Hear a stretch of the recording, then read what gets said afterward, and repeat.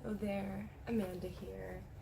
I have a flip through today of the A Year in 100 Acre Wood curriculum, but before I get into that, there is a little bit of backstory about how I came into this curriculum, so I wanted to talk about that first. I don't recall being very into Winnie the Pooh as a child. I know that I watched the show or the movies or whatever, but I don't know that I ever read the books or had any real attachment to the characters. But my daughter just turned 5 and my grandparents sent her a birthday gift that included a stuffed Winnie the Pooh bear and 2 books. The 2 books that they sent are The Complete Tales of Winnie the Pooh, which includes the original Winnie the Pooh, and also the second book, The House at Pooh Corner. And they also sent the original Winnie the Pooh. They're beautiful books. I mean, look at this. It's so pretty. But the real beauty of these books is in the writing. The best way to describe it is my daughter actually asked me one time when I was reading it to her, because we have read it all already, because we read a chapter every night. And she asked, "Mama, why are you making so many mistakes? Why are you messing up so much?" And I told her, it's because I don't expect these words to be next. I don't expect the story to go this way because the words are not what I'm used to. The writing is not what I'm used to reading anymore. It's so beautiful and the vocabulary is incredible. I just get surprised by what comes next in each sentence. And I love it. So we started getting really into Winnie the Pooh because of this gift. And I happened to just be watching YouTube one day and saw a video, this Homeschool house, I think, and she did a video on A Year of Tales. And I watched it because I like her stuff and it was informative, but I didn't need it. And then very soon after that, I actually saw Tasha Pivot's do a video on A Year in the 100 Acre Wood. And I thought, there's curriculum out there, a year-long literature-based curriculum based on Winnie the Pooh? Okay, I have it now, so maybe I should check this out. So I looked on the website and it's gorgeous. I loved everything about it. It was also on sale at the time, so I decided to think about it for a couple days before I purchased it. And I talked to my husband about it, and he liked the idea, and I liked the idea, so we went ahead and got it. Easy. Then, while I had sent it off to be printed because I don't have a very good printer, while we were waiting for it to come back, I was doing some other research on the topic and on trying to get resources for when we decide to start doing it. I need some more books. I wanted to get a teapot for the tea time on Fridays that they recommend. So I'm just looking online for ideas. And I found out that National Winnie the Pooh Day, which happens to be the author A.A. Milne's birthday, is January 18th, which is my daughter's birthday. So what was once a cute little idea, oh, we like Winnie the Pooh now because the writing's so good, now it's like taken over our whole lives. So, in the best ways. So we are very, very excited to be doing this upcoming year with A Year in the 100 Acre Wood. So, now that's out of the way, I have a flip through of what I had printed. I actually had this all printed through the Homeschool printing company. It did take quite some time to get back to me, but it was so affordable and really well done. And I will definitely be using them again. I want to get a better printer, but that's like a later purchase. So I'm going to flip the camera around and show you now. So this is the teacher's guide to A Year in the 100 Acre Wood, and it starts with all of the things that you need to read as the parent. It's really good read. It tells you about how, you know, you don't have to rush through things. This is supposed to be a good time for your student to learn without being pushed too quickly. And it helps you with understanding the weekly chart and knowing what each individual part of that chart is about.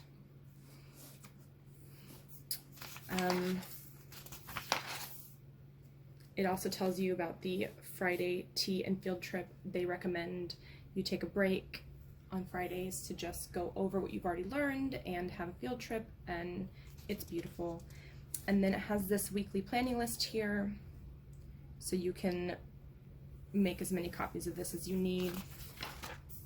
And then it gets into the book list. The book list is very long. It starts with the books that you'll need for the whole year, like the main core books, and then it goes into per week, week 1, week 2, what you'll need. And there's a lot of books, but it starts with, you know, at the top of the list, it'll show you, this is for week 14, there are 4 books that are like, they're gonna go over, but then it also has this upper elementary section and book basket section, and these are just sort of like if you have them or if you want to add in some extra books just for general reading, but it's not necessarily going to be used straight in the curriculum.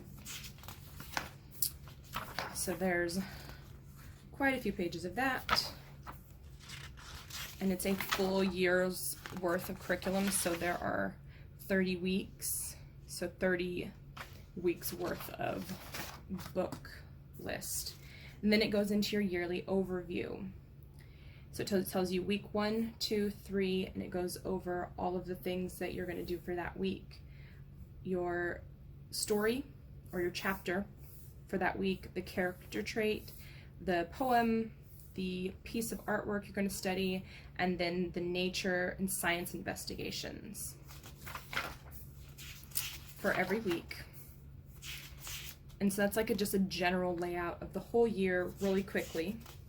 And then it goes into your term 1 overview, and it tells you what you'll be reading from, all your character traits and poems, and the art and all the other things for that, just term 1. And term 2, same, and then term 3, the same. Then it goes into more detail. So this is actually the week by week curriculum right here. So it starts with week 1, and it tells you Monday through Friday, and as you can see, poetry on Friday, a field trip, and a recipe. I mean, present report, present display. And this is for upper elementary. So Fridays are always super easy, and throughout the week it's super easy. It just tells you a couple things that you're going to do every day, and then here it goes into a little more detail of what each day entails. So Monday, have the child read World of Animals, pages 78 and 79. Easy. Have the child complete vocabulary dictionary and definition worksheet. Easy. And this is your week 1 supply list, and this is where it really goes into full detail. So you're going to be doing hopefulness character on Monday, and then on Tuesday you're still working on hopefulness, and then on Wednesday you're going to discuss hopefulness, and on Thursday what dangers did Pooh face that he had to remain hopeful through. So you're asking questions about hopefulness, and then the next week you'll move on to the next character trait, patience. So It's really easy to go through, and each week has your ingredients list for your recipe and your character trait in this, and the poems that you're supposed to read that week as well at the end of each. So week 10 has the overview, the supply list, the in-depth stuff for the week, and then the poem, the recipe, the character trait. Week 11, overview, supply list, lessons for the week, poem, recipe, more recipe, and then character trait. So that goes on for the whole book.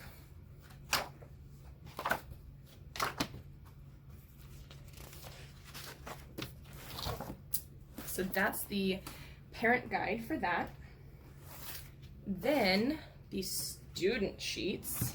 And again, I had all this bound from the Homeschool Printing Company. I definitely would have done this differently if I had sat down and taken the time to look through the PDFs. But I'm the kind of person that needs to have the physical copy in front of me to know what I'm doing.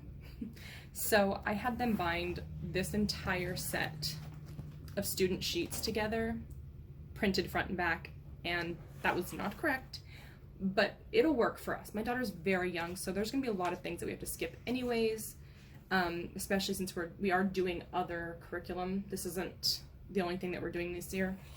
So, but in the student sheets, you have copy work and tracing work and coloring, vocabulary, how to draw an oak tree. So there's a lot of art in this.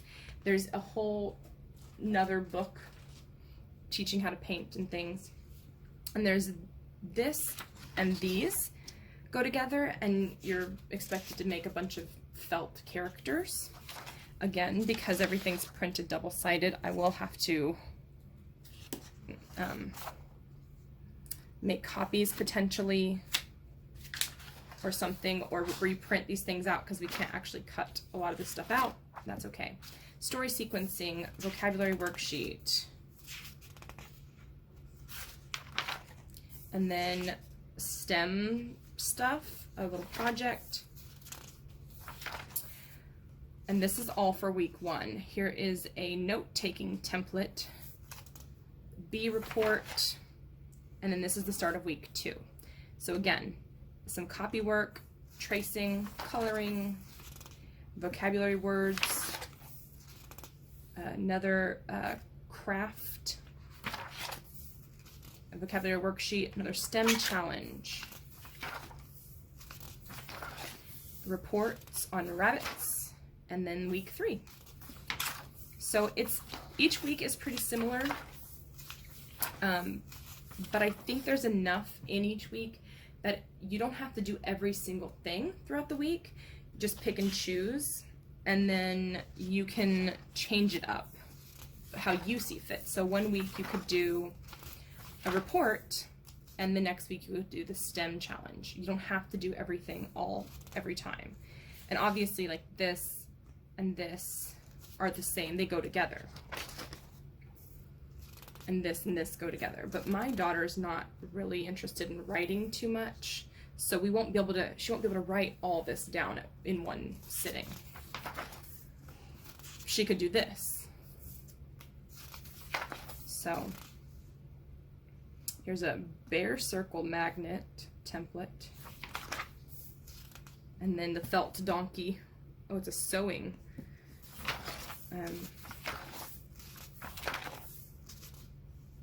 Note-taking, a donkey report, and each week the animal that they talk about in this is, let me see if I can find it.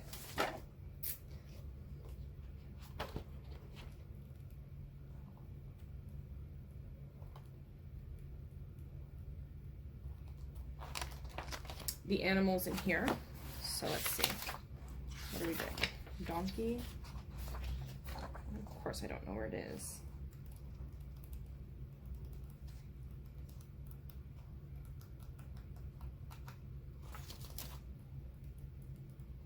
Is it in here? Well, I'm sure it's in here, but so you learn about the anatomy of different animals, life cycle. And this is another section, another book that I have printed out. So we'll go over that in just a second. But that's what this whole thing is, just all kinds of the same sort of things. This is week 8, week 12, animal homes report, a tiger, week 14, 16,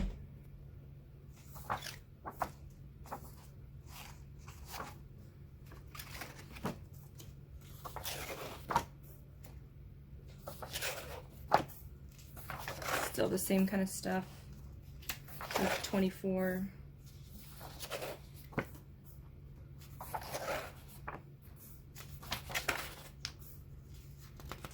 Week 27, 28, book report.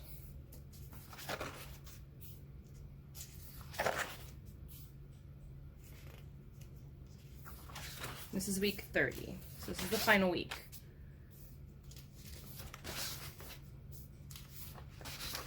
And just like with the animals, all these trees and plants and things are in the other book as well, the nature investigation book.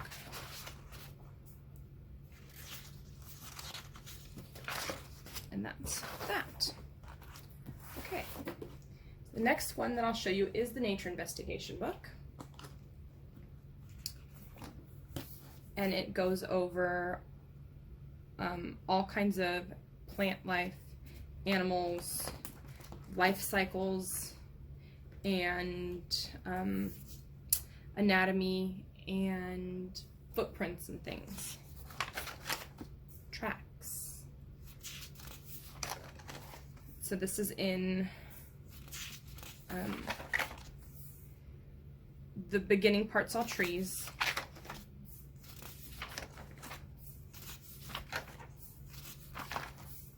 This actually already came in handy because I was trying to figure out the difference between, what was it? A pine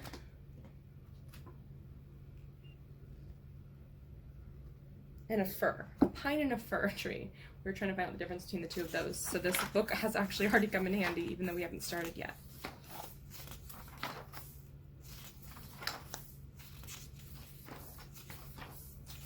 And these pictures are, I mean, they're so simple and minimal, but really quite beautiful. My daughter's not much of a colorer, so we probably won't get to enjoy that aspect of this, but that's okay. So see, it's anatomy and life cycle, and these anatomy labeled, and then anatomy unlabeled, and then a word bank that you can use to cut out and paste.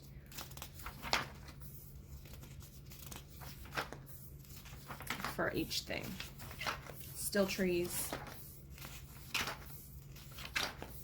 And then I think it goes on to, and bushes. I think it goes on to leaves of the trees. Anatomy of a tree trunk.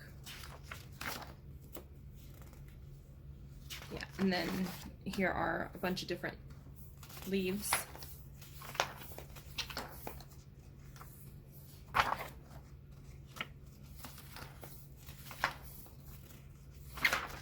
Okay, and then anatomy of a bear, a brown bear. So there's the anatomy, and then the unlabeled, and then the word bank version, and then the life cycle stuff. So again, just like the trees, but with animals now. Polar bear, honeybee, stag beetle.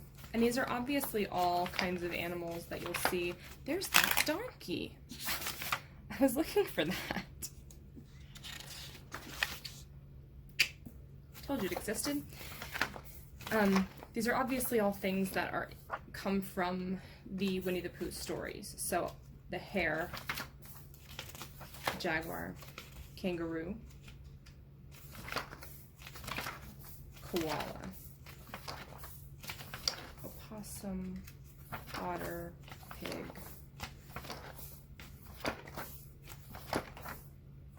So I'm kind of flipping a lot of pages at a time. Okay, so here's where it changes. Trees, leaves, animals, tracks, and then some facts about the different bears,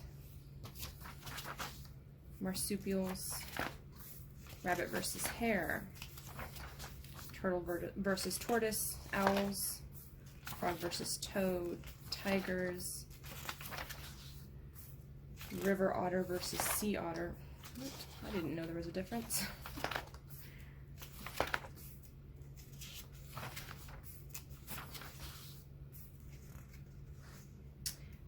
And I'm not sure if these are supposed to be cut out. And if they are, then again, I'll probably just have to make copies or print them out from the PDF, because I had everything printed for me, double-sided. Yeah, I guess they're supposed to be cut out. So now here's names, tracks. Maybe there's a game or something supposed to play. I don't know.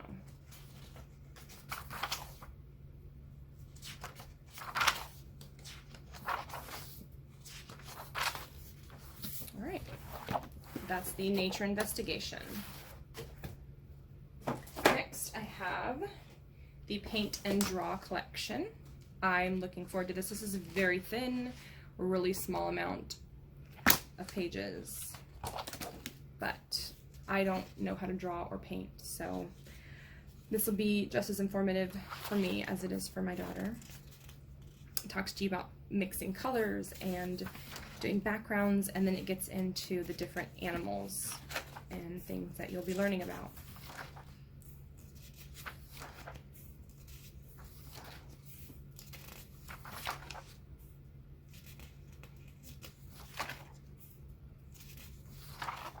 This is another thing I had printed for me because I wasn't sure if my printer quality would be able to handle the colors, but I think I could have done this myself at home, because even though there is beautiful color in it, it's not very much per page.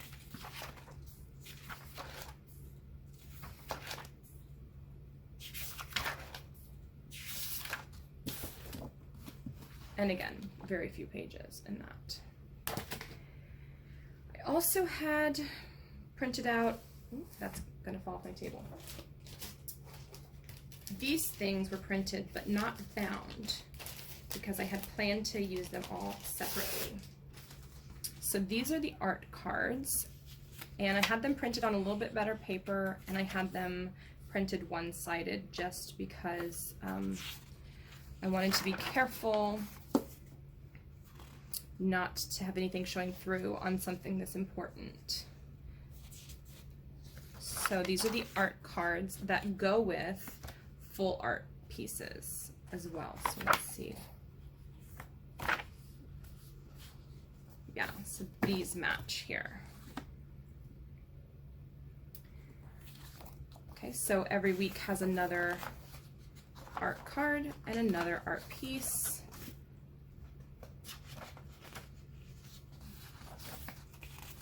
My stomach is growling. Okay. And then here's the art collection with the full size piece and information at the bottom for you about the artist and questions to ask a child. And these are beautiful. So again, one-sided just so that nothing would show through.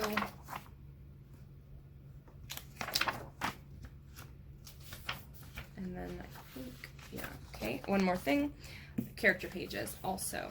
So these are the character traits. I did get these printed double-sided because I knew we'd only be using one at a time, so it didn't bother me to only have patience available and not have wisdom available at the same time. And because they're mostly in black and white, I didn't really think they needed to be on incredible paper or anything.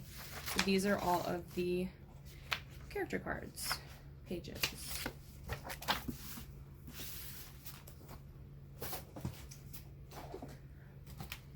And these things I printed at home because I knew my printer could handle these. So this is the recipe cards, and they are half pages. And I printed them one-sided so that I could cut them up and put them, I'm thinking I'll put them into a binder ring in the corner, but I don't know. So it's 2 recipes per page pretty much. Yeah, there's a lot of recipes too, which is exciting.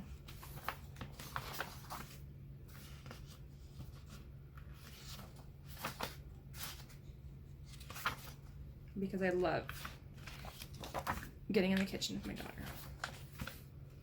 All right, then the vocabulary words and their definitions. There are quite a few pages of this, and some of these words I didn't know.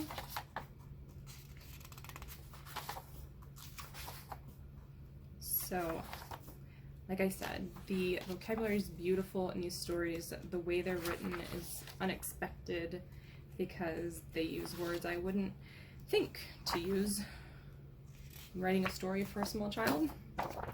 And then these were not included in the PDFs that I got from the website. This is from another website, and it was a free download from the Sylvan Reverie.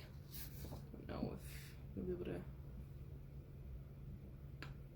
And they are just character cards that I thought would be really cute to print out and be able to put them out whenever we're learning about the different animals and things. Then she can associate that the rabbit goes with the rabbit study and that kanga goes with the kangaroo study. So that's all I have to flip through. So let me turn the camera back around and talk to you again. Like I said, I didn't get into Winnie the Pooh when I was younger, so this has been an interesting journey for me. I look forward to showing my daughter some older literature that has more sustenance, in my opinion, than some of the stuff that she'll be reading today. I also saw some wooden peg dolls painted in the style of all the different animals that I think I might get. We have a blanket that was a gift from my sister many years ago that is like, it looks like a tapestry of Winnie the Pooh. So I'm thinking we'll pull that out. There's something else on the website that is the same style of subject matter, but it is all of the Beatrix Potter stories. So we'll see if this goes well this year, my daughter enjoys it. Then next year we can do Peter Rabbit, depending. Thanks for watching. Bye.